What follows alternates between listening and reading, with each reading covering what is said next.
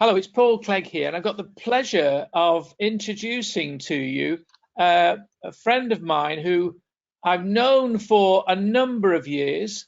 She's the go-to person as far as I'm concerned when it comes to people that are looking for some support in the way of telemarketing.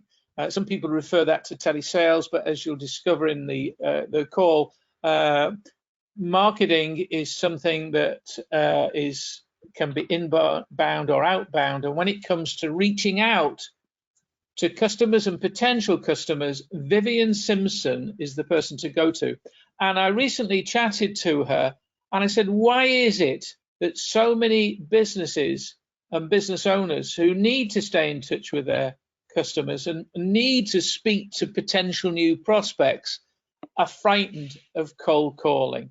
And over to you, Vivien. Hello, Paul. I'm not sure whether that's a caricature of me. I'm pretty certain it's not.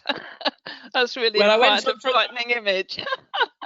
I went on to, well, I mean, that might be the frightening image that people have of people that are the receiving cold calls, and that's quite interesting. No, I went on to Pixabay, where you can get royalty-free images, and I wanted one of telesales or telemarketing, and that was one of the images that popped up. I thought, why not?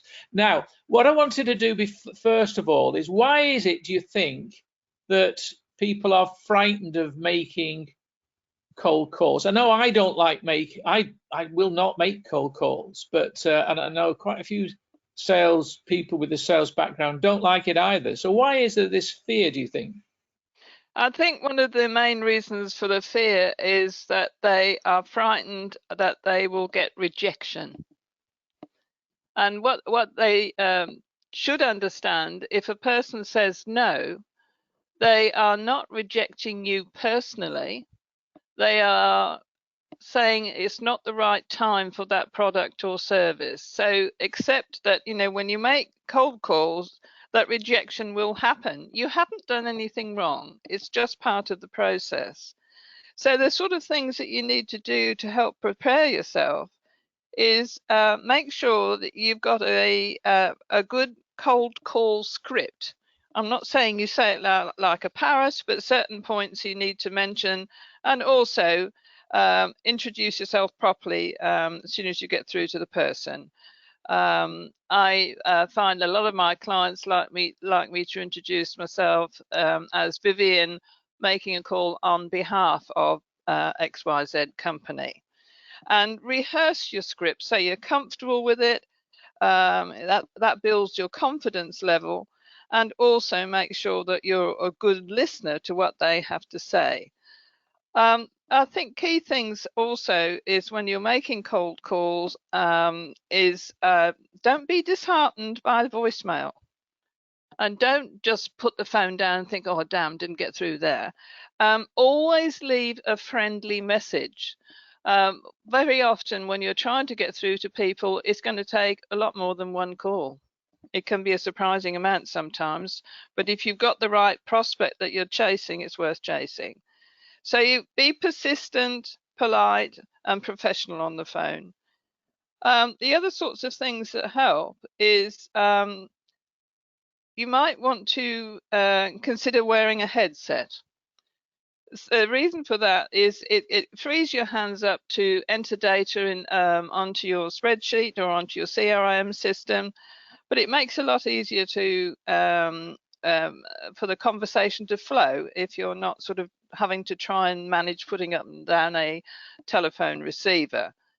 So you need to sit up, or better still, stand up. And I know this is one that you like, Paul, when on the phone. It gives you a better posture, keep your head up, breathe naturally, and the call will flow easier with good preparation. I must admit, when I'm stood up and my shoulders are back, you're a little bit more alert. I think also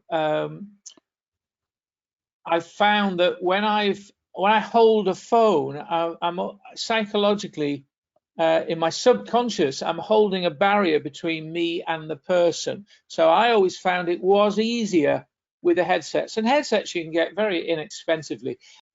Yeah, I think you feel a lot easier in yourself when you've got that right mindset, for sure. And another thing you can do is remind yourself of past successes. All of us have had success stories that are good ones to recall about, getting a good client for our business that we're marketing. So there's always success stories. And also, do listen to what they have to say. You can tell a lot about whether they're really listening by their tone of voice. In fact, there are times when you can tell that their attention is wandering. For all you know, someone's just lobbed in front of their desk and has a desperate question they want an answer for. So immediately their attention level's gone down. That point about listening is very, very key, because we've all been on the receiving end of calls, usually from out of the country, where the person is reading a script. And so you ask a question or you say something, and then they go back onto the next part of the script, and they're clearly not listening, and that is irritating. So I think actively listening is something that is very important, and it's sometimes difficult when you're nervous and you tend to speed up. Do you think? Yeah, well, that does happen. And also, it might be a good idea to say, well, is this a convenient time for you to talk? Can I give you a call back later, or would it be better tomorrow? Can we fix another time when you'll have more opportunity of talking to me? And that works. If somebody then says, yes, but what's it about?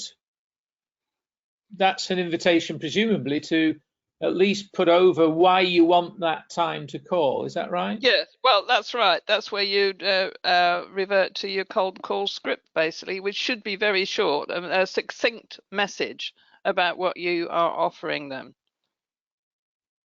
Do you think so?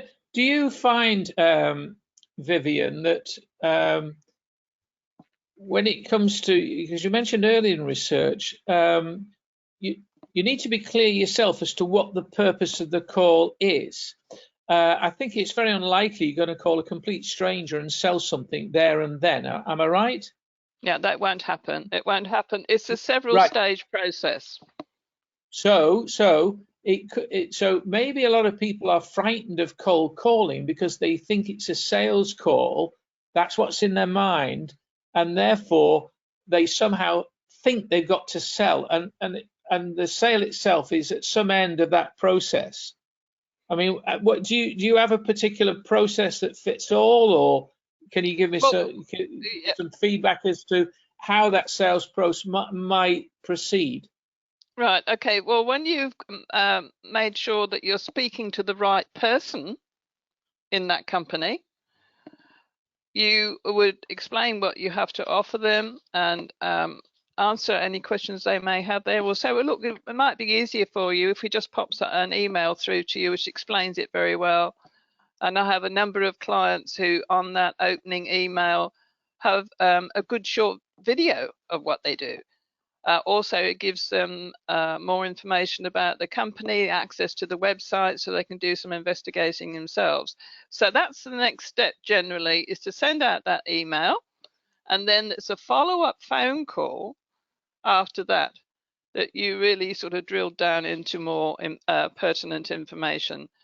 And as I'm going back to rejection again here, if they say, well, no, we can't do this at the moment, there could be reasons, for example, like they spent all their budget this year.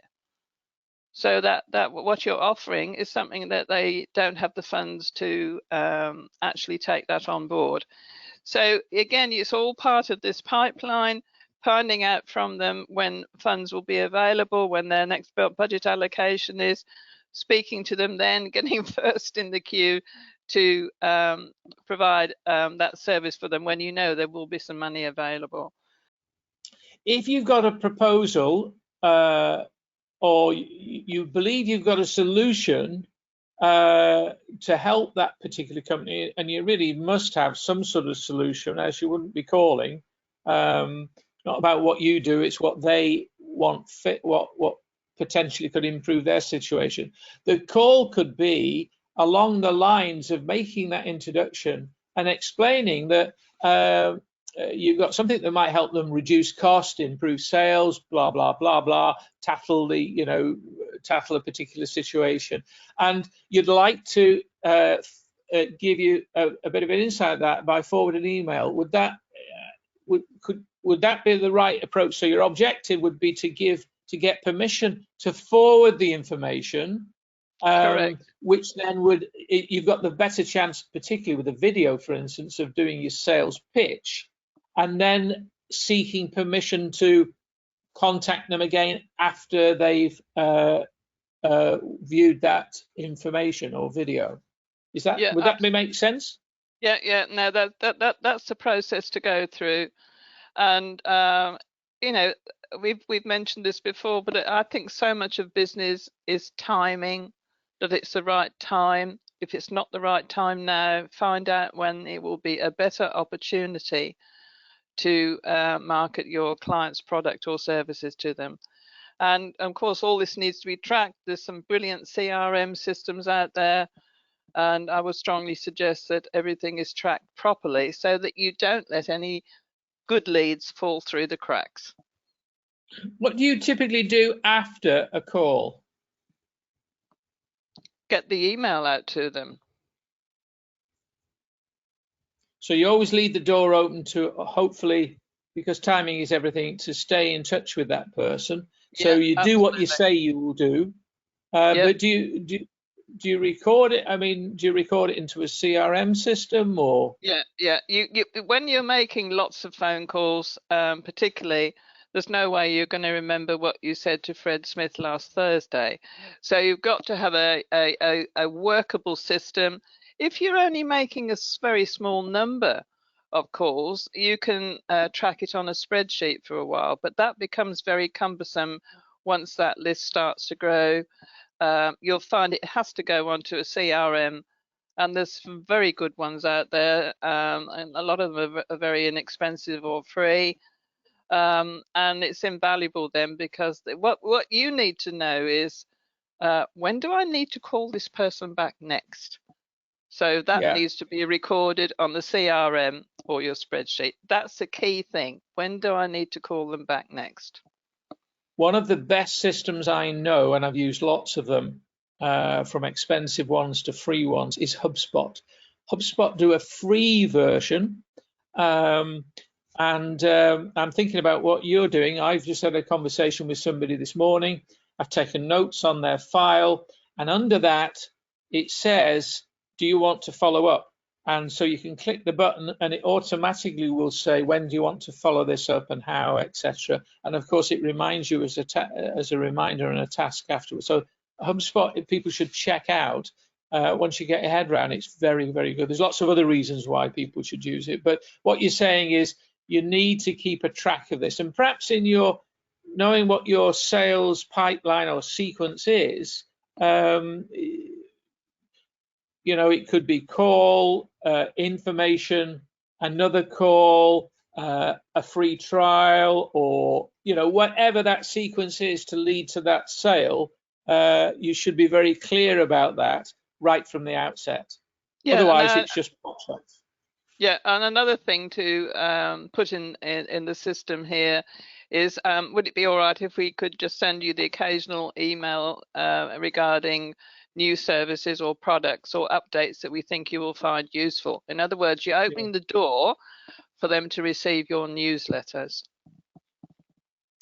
I think that if I may interject here as well, I've always, a lot of people in a sales background talk about follow-up, and that has been passed on to everybody else. You've got to follow up, you've got to follow up. And follow-up seems to be, to me, to be a little bit predatory. It might be just me, but it's a little bit predatory. I always prefer to use the word stay in touch. So I find when I'm speaking to somebody, or I'm writing to somebody, is it okay we stay in touch? Right now, we're in the middle of a, well, I think we're in the middle. I hope we're in the middle. I hope we're not at the start of it. We're certainly in a pandemic that's locking everybody down, and it's interrupting a lot of businesses. Are you finding it more difficult to get through to people? Well, it's quite an extraordinary benefit for telemarketing right now, because usually you, when you're trying to reach a senior management person, you've got to go through several gatekeepers. Now, what's happening, and then I've been, making calls this last week, when you're trying to get through to them, you'll be phoning the head office number, and then they've got the technology set up in that office for it to be immediately put through to that person who is working from home. And it's a very different environment for them working from home. One of the benefits is they'll find they'll get through their work quicker because they don't have the constant interruptions that occurs when you're in an office. And the other thing is, when you're in a large office with many staff, quite a few of these might even become friends. So there's a fair amount of time spent on social interaction, whether you meet people when you've gone to the water cooler or the coffee machine. There's several minutes chat. So this person is now at home on their own, and they're missing talking to people. So it's a lot easier than it's ever been before to initially you're going to introduce the business to them, but the next step is, how are you finding working from home? And they'll tell you, and they want to chat. So it's all that useful building the relationship that will start to happen easier than previously. So it's vastly different right now. Well, when they're locked down at home because of COVID-19. So we don't need to make any excuses not to call, and certainly right now, staying in contact is quite important for people, both yourself and the person at the other end. That there's people out there when you're isolated, or maybe a little bit down if you're business to business, actually having somebody on the end of a phone or a video call or whatever is quite important. And I think maybe it's teaching a number of business owners the importance of staying in touch with their regular customers. Now, a lot of people think that telemarketing is only about sales, but you very often do work taking on that role of staying in touch with people, don't you? Yes, and I think it's really important that you don't take your existing customers for granted. Just because you've been dealing with them in some cases for years, don't assume that they will always want to be with you. You've got to bear in mind that there's competitors of yours out there who could be trying to steal your clients off you.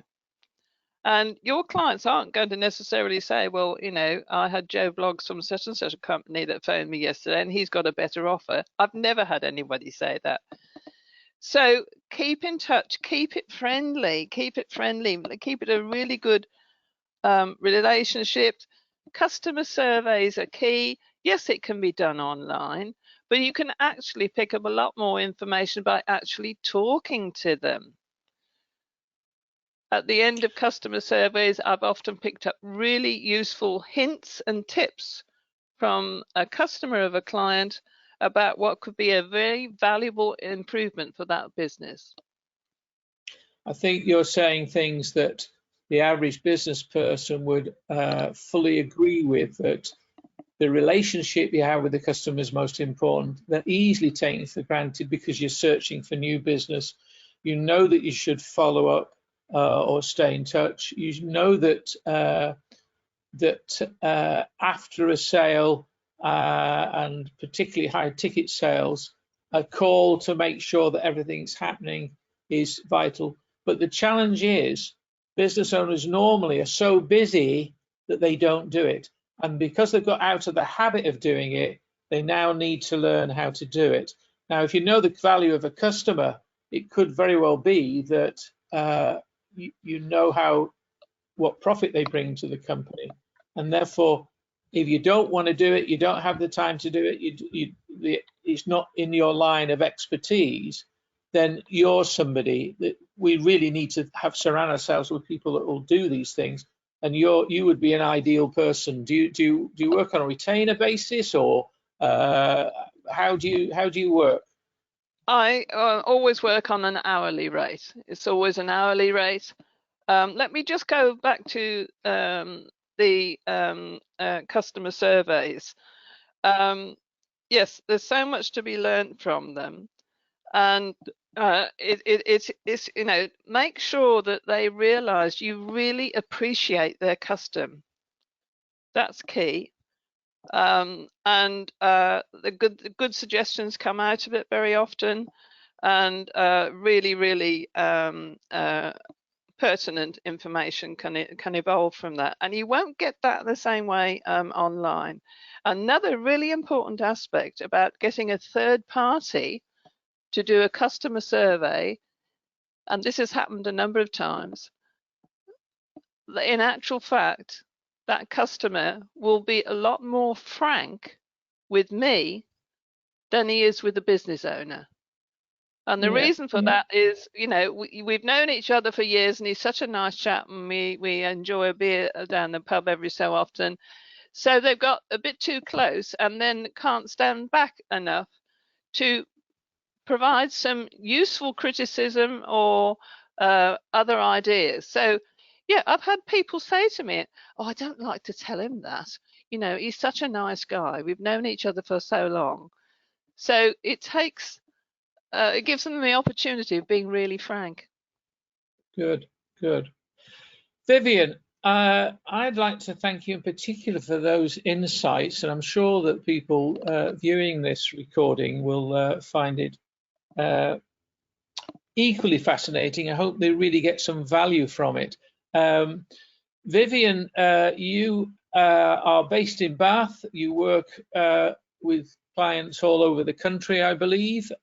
People can find further details on that particular website on the screen, or in fact, they could ring you direct on 01225 443906. Is that right? That's correct. Yeah, very happy to speak to them and just have a chat. Yeah. Anything else you'd like to add? No, I think that for me, the key thing why I do telemarketing, I love helping people develop their business. I get a real kick out of building their successes with them together. I really enjoy business, and it's not in any one particular sector. I work across the board, and I get a huge buzz out of those successes. So if somebody's wondering, likes the idea of this, realize it's got to be done, and just wants to know a little bit more about how you might fit into the team, and or even on a ad hoc basis, and how much it'd cost, they can just ring you and get contact. Well, I hope people will. Yeah. Thank you very much indeed, Vivien, and we'll speak again. And stay safe and stay happy. Thanks so much for the opportunity, Paul. I've really enjoyed talking to you. And yes, everybody out there, stay safe, stay well, and we all move forwards. Great stuff. Thanks a lot. Okay, thank you, Paul. Bye. Bye.